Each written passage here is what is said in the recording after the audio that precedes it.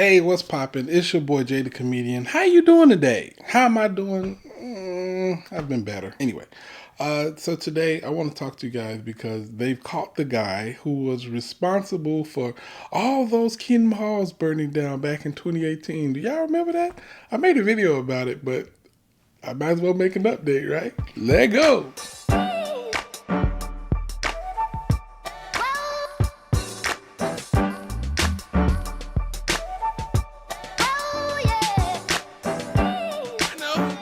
I'll play dead again. Today, we are asking for the public's assistance in the investigation of 3 arson fires and 1 shooting targeting Jehovah's Witness Kingdom Halls here in Thurston County. Okay, so they caught the guy who was responsible for burning down all those Kingdom Halls. Now, before we get started, yes, this is an ExJw video. You know what to do. Anytime you see any ExJw video, you hit the like button and you leave a comment to help the YouTube algorithm show it to as many people as possible. And if you're new to the channel, subscribe. You are a beautiful human being. I know that's usually not my thing. I usually do random body parts, but today, I just want to call you beautiful. And if you're not new to the channel, just say thanks, Jay, in the comments. Anyway, so apparently there's a guy in Olympia, Washington, who was going around burning down Kingdom Halls. Now, was that funny? Absolutely. Was it good? No, of course not. I don't recommend, nor do I rejoice in any like bad things like that happening to the organization. I do laugh though.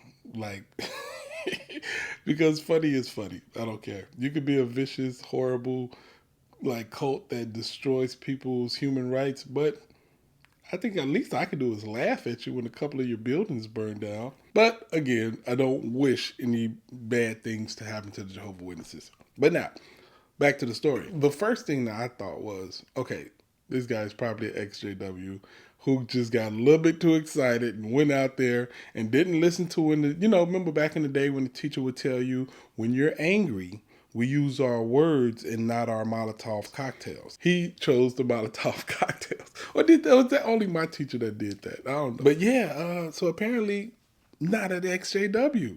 Yeah.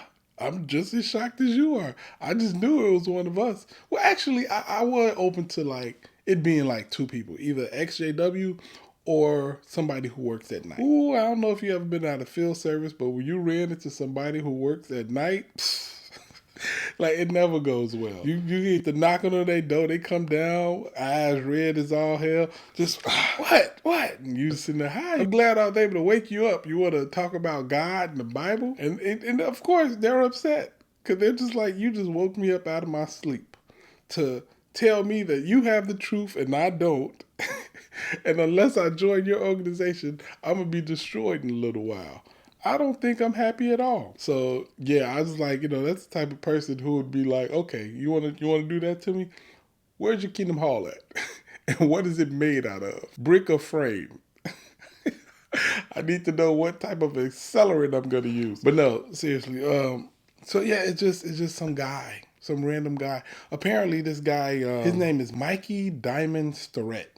Like it sounds like he get like a porn star or something because that's like got a porn name, but his real name is Michael Jason Layer.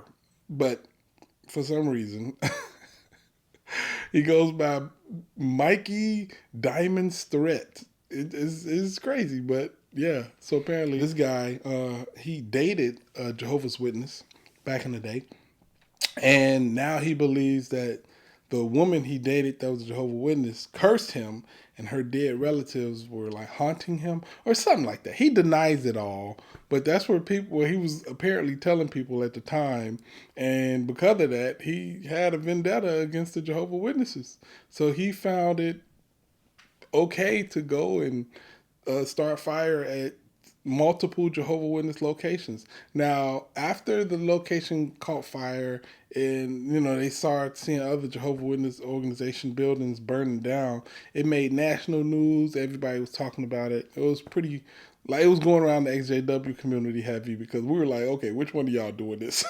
Y'all need to stop. But at the end of the day, they found the guy. I don't know how they found the guy, but they did find him, and now he's indicted and he's looking at a lot of time because they're going to make an example out of him, and they're charging him with a hate crime. Which is like, whoa, like, you can do a lot of stuff, but you better not do it out of hate.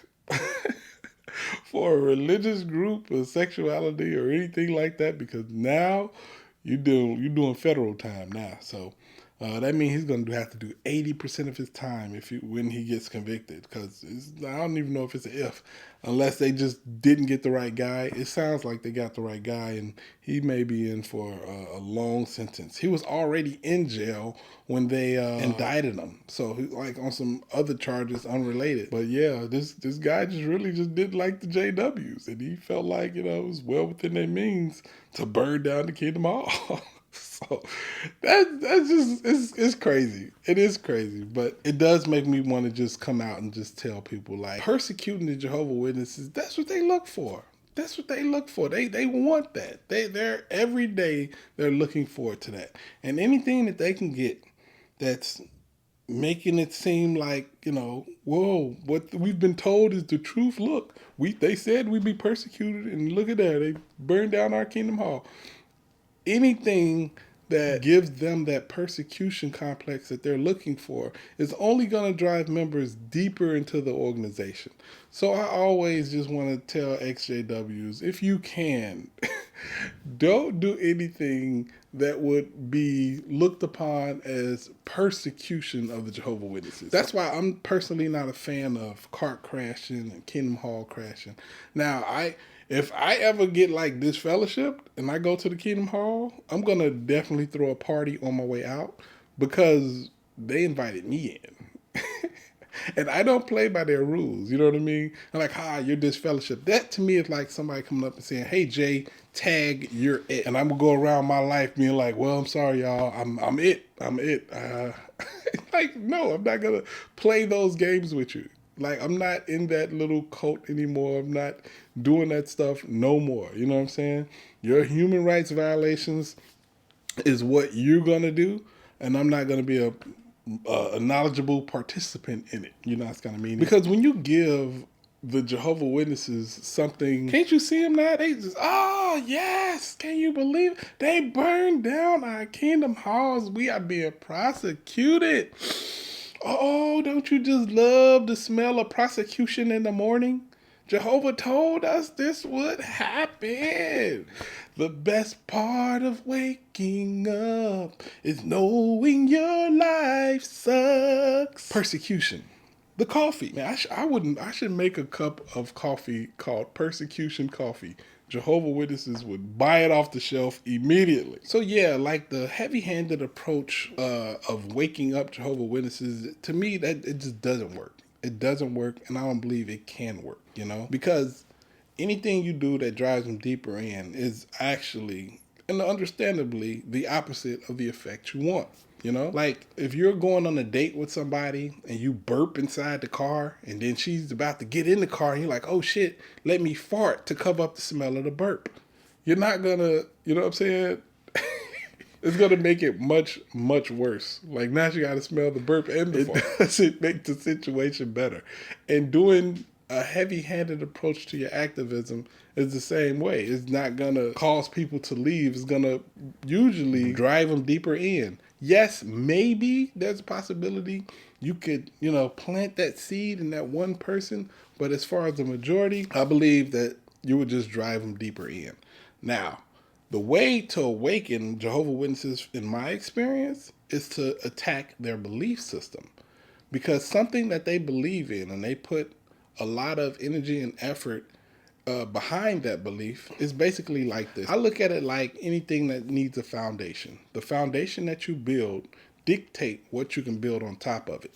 Now, if the Jehovah Witnesses believe that false prophets are bad and making a false prophecy is bad, then that's a good foundation to build on, because then they're going to go forward thinking the Jehovah's Witnesses don't have any false prophecies, or there's a reason or a good reason behind all the false prophecies that they have. So if you can attack that false prophecy, if you can attack and show them that, look, no, they've made several false prophecies that completely has not come through. A lot of people have lost a lot of time, experiences in life, and gave up a lot of stuff unnecessarily waiting on these prophecies that the Jehovah's Witnesses made that didn't come true, that never materialized. And once they see that, what I notice is that the foundation starts to get some cracks in it. And the more cracks you put in that foundation, the unsturdier the ground is that their entire belief system is on. And once you completely rupture that foundation, their entire belief systems come crashing down, and now they're awakened. That's how you wake up people from that organization. I really don't think a heavy-handed approach would wake up people from outside that organization. And there was people rejoicing and happy and like, yes, burn them all down.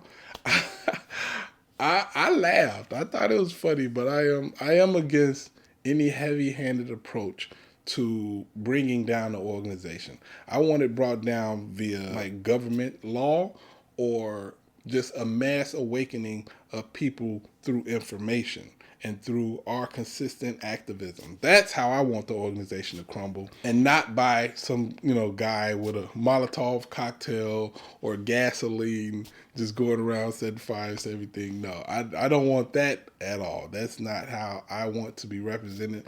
That's not the way I believe activism should be handled. If you haven't had a chance yet, go over to my Patreon. We're going to be doing a lot of new content for you, just Patreon exclusive stuff to help people wake up from their brainwashing, or just help them along the way, or just stuff that I've learned that's helped me. So if you have a chance, my Patreon is in the description. Make sure you sign up. That's all I got for you today. I hope y'all having a great day. I'm having a great day. Holla at your guala. Deuces.